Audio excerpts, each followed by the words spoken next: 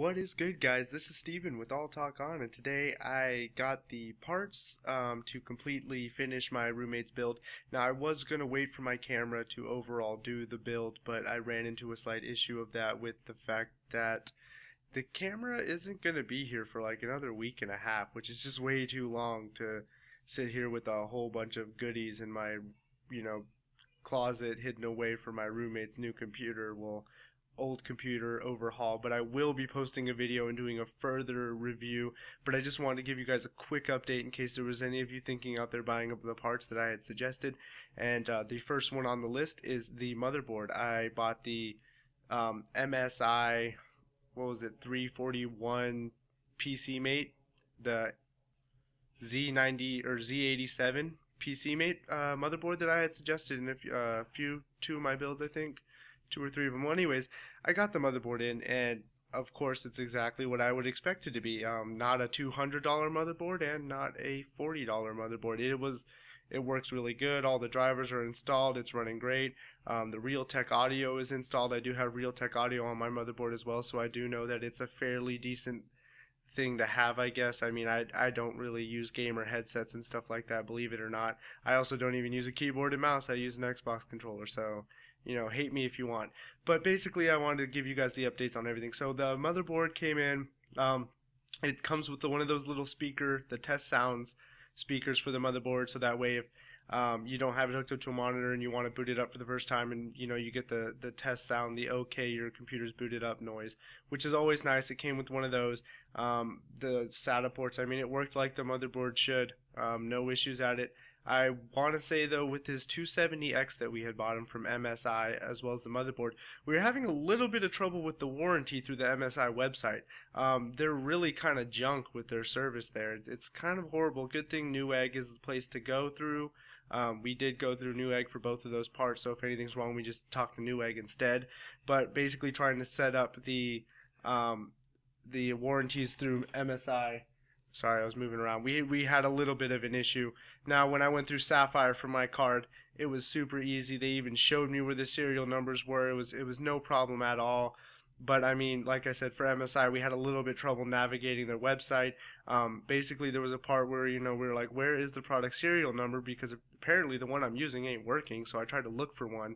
And basically, when I clicked on the website or the link that would direct me to show me where it's at, it just told me that there was an error and it was down. And I read some forums and they were saying that it might have something to do with the internet browser, which is Google Chrome that I'm using. They say it doesn't like Google Chrome or Firefox, MSI's website, but I don't know. Either way, that's a load of bull crap. So I just say it's a slight annoyance. Doesn't mean their product sucked, but it was slightly annoying. So that's the motherboard. Like I said, works great. Works just how I thought it would. It's not $200. It's not $40. It's definitely in between, and it looks really nice. The PCB, the full board part, is actually brown with the blue accents.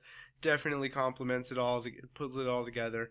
The R7 or the R9 270 is working great. He's been mostly on playing. I haven't bench tested or anything, which I will do the stress test and everything later on, maybe when I get this time this weekend. But basically, he's been just mostly messing around with Fallout New Vegas because it was on sale, and he's been playing it on maxed out settings with a shit ton of mods on it. I mean, like weather changes and all those crazy mods on it, and he has no issues, no skips. It doesn't look like there's frame dips. He's playing with VSync on. Everything's all fine. So I mean, once again, the 270X works just like I think it would. It works like a great, mid-range graphics card. So that's a plus. Like I said, MSI has a little bit of trouble with their warranties that we're having trouble with. But once again, we bought it through Newegg, so it wasn't bad at all. The next thing I wanted to go through was the cooler. I got him a CPU cooler. And like I said, I actually bought these parts for him as his birthday and Christmas present because his birthday and Christmas are like right next to each other. So I get to fuse them as one.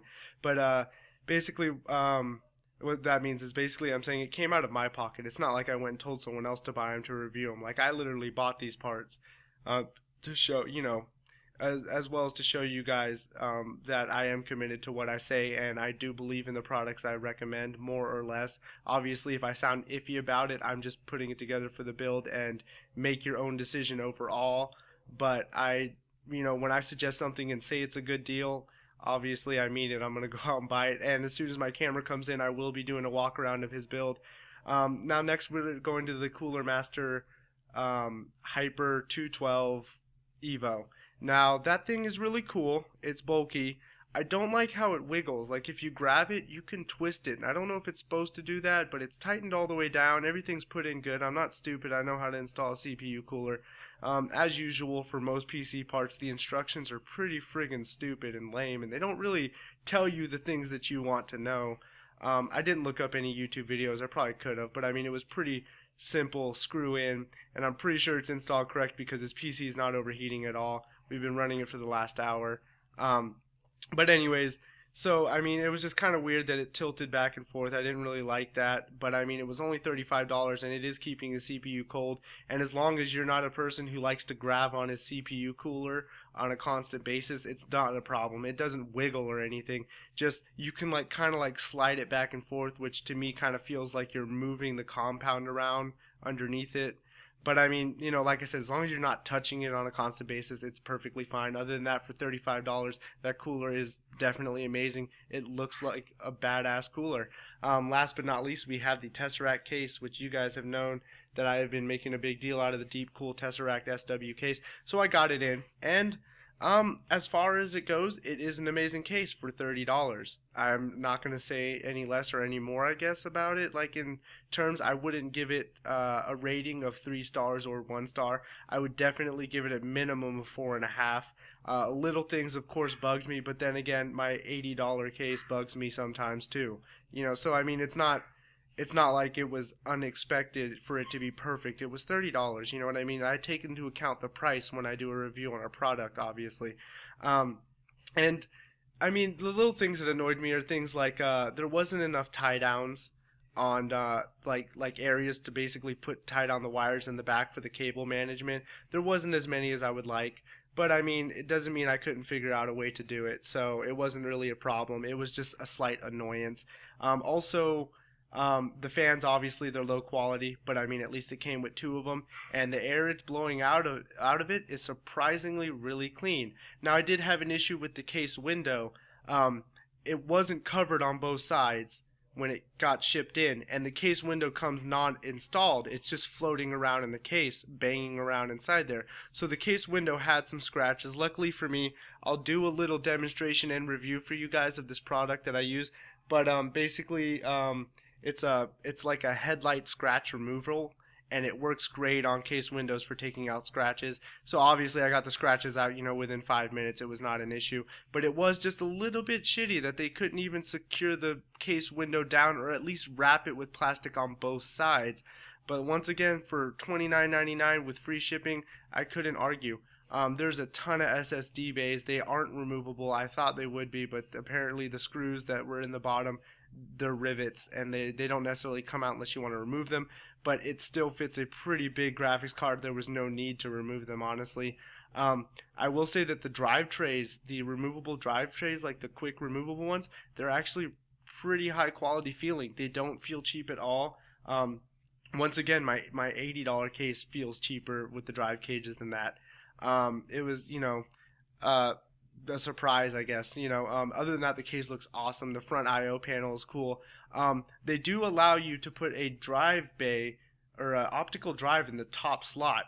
The issue with having a drive in the top slot is the part in the panel isn't removable, and the I/O case I/O wires from it, USB wires and power wires, come down right there, so you can't technically have anything right there.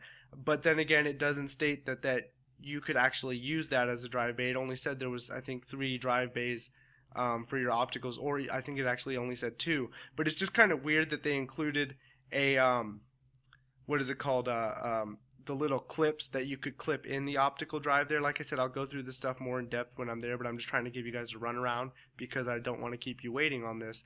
And basically, a little other few things, like there wasn't a hole at the top of the case, so you could put your 8-pin connector through to plug into your motherboard, which means I had to run it underneath the motherboard through the back and out the back by the CPU install cutout.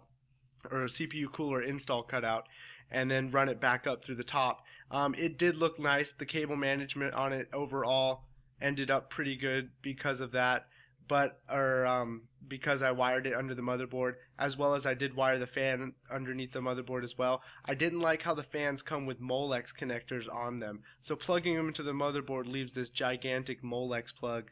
Once again, you guys will see it when I show you guys in the cable management. It actually came out really nice, but that's because I have done it a few times and I can be very resourceful with wires. I mean, I do a lot of extensive work on motorcycles and cars, and I've done a ridiculous amount of wiring on those, custom wiring as well. So when it comes to messing around with wires and fitting them in certain places, I am, you know what I mean, fairly decent. I don't want to say I'm amazing at it, but I know what I'm doing, you know what I mean? So maybe it would have been easier for me than it would be for someone else, which could definitely be annoying. Another problem I had was the PCI slots in the back don't have like a removable cover. The covers on there, once you break them off, they don't go back in. That's kind of crappy, but as long as you don't break off any of the ones you don't think you'll need, then it's whatever. Just leave them on. And if you do break one off, you I actually used a couple from my old my case that I'm not using. I stuck them in his. I actually pulled them out of mine because I have my graphics card and stuff in there. So I ended up pulling those out and putting them in his case. So now he has a few of my PCI like rear cover panel slots on his computer, which actually looks pretty cool because I popped like 2 of them out on accident because I was just being stupid. But I mean, like I said, for $30, I didn't expect a really nice case. But overall, for $30, it is a nice case. The wire management in the back I thought was a little crappy at first, due to the fact the lack of cutouts for me to put wire cable ties down. I thought it was a little crappy at first, and I was like, there's not enough space back here, it's too thin. But then I picked up the rear, or the cover panel for that side, and realized that it pops out like almost half an inch, and I'm like, oh wow, it's got like a deep cutout there, which basically lets you bulk all the wires up generally in the middle of the case and be able to cover them all with that, and it doesn't push down on them very hard, which is awesome. Because most cases will be completely flat. That one has like a large pop out area on the side, allowing for that to have your wires sticking out more than you normally would be able to. So I will say that was an awesome plus for that, as well as it did have the standard cutouts where you would route your wires through normally, without, with the exception of not having any at the top for the motherboard, which was kind of crappy. But like I said, I got over it. All I did was just wire it underneath the motherboard, which wasn't, didn't take too much longer. It wasn't really an issue. But other than that, the case looks awesome. We don't have a shit ton of fans in there. We just have the 2 stock fans, his cooler fan, and then the graphics card, and his PC is near silent.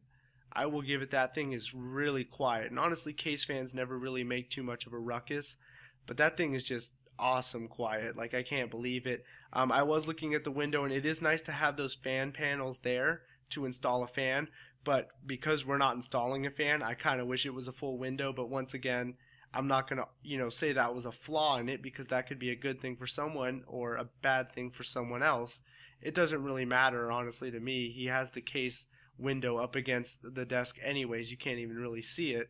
But other than that, I mean, it fit everything amazing in there. It had no issues. There's nice amounts of space. Wire management could have been better, but like I said, for $30, the only things that I thought were really ridiculous was the placement of the I/O panel on the top. It's nice that it's up top, but it's kind of ridiculous that they would allow you to put a disk drive there. Like, I understand that you're not supposed to put the disk drive there. They didn't even count that as one of the open slots. But the fact that they had the little inserts for it to actually be able to be mounted in there was kind of misleading, I guess. And the fact that the PCI rear panel cutouts are literal cutouts. Once you pull them out, they don't go back in. So I mean, other than that though, I really didn't have anything bad to say about the case. It looked awesome. My roommate, right when he's seen it, you know what I mean, he lit up. He's like, I like that because it's blue, he likes the blue color blue. So I mean, it's not too flashy, it's nice and sleek, it's got decent airflow for how cheap it was. The cable management could have been better, but like I said, for $30, I didn't expect too much. The fans are low quality, but as long as they're blowing in air and sucking in air, who cares? They're not horrendously loud either. So they're actually, like I said, in order for me to even hear his PC, I literally have to get right up next to it. It's kind of ridiculous. But like I said, I'll go through the full build with you guys. I will be posting that up. I'm going to pull the cover off of it, you know what I mean, show you guys the wire management, show you guys my issues with it, do a full review of his old computer, all the parts I put into it, which is the motherboard, then he got his graphics card, and then also the cooler, as well as the case in general. So I'll give you guys a walkthrough and a tour around all of that good stuff. Basically, as soon as my camera comes in from this piece of crap seller that I should have never bought it from, but it's too late now because it's on its way. It's just not going to be here. I hope it's by Friday, but it's coming from Wisconsin. It just finally shipped today, and I've been waiting for this thing for a while, so I don't, it hurts, but and that's one more thing I want to touch on. So I bought everything off of Newegg. Okay, I ordered it Saturday night, I think, or Friday night. I think one thing was ordered Friday night, and the other two things were ordered Saturday night. They both arrived here by Monday afternoon before I got home from work.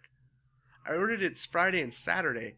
I think I ordered the case Friday night and the motherboard and cooler on Saturday night, and it got here on Monday. Like, what the hell, Newegg? Where are you guys located that you can literally have it shipped out to me, and I could, like, they must have one where I live. I don't know, because there's no way they got that in here in one day. But when I checked the shipping, it said it was coming from California, which is a state over. So the tracking number was telling me California, so I don't know how the hell they got it over here, because usually when I order stuff from California, I always have a bad time. California always takes a week to get to me for some reason. I've had things get to me faster from Texas and from New Jersey than it takes it to get from California to me, and if you're wondering, I'm living in Las Vegas, so that's one state over, and somehow things from Texas get here in 2 days, and things from California take a week. But anyways, like I said, you guys, that's why I do choose Newegg and will pay the extra $1 for it, because the shipping is on point. I mean, their refunds and warranties and RMAs and all that good stuff is always a nice thing to not have to worry about. But as far as it goes, like I said, I am completely content with everything I bought for a total of $125. I got the motherboard, the cooler, and the case, and none of them are really low budget things. Even the case was low budget, but for $30, I mean, that thing was awesome. So like I said, quick review on that. You guys had a 20-minute video, but you know what I mean, quick review as fast as I could flush it all out there. I'll do a full walk around as soon as I get my camera. But anyways, this is Steven with All Talk On, and I'll catch you guys later.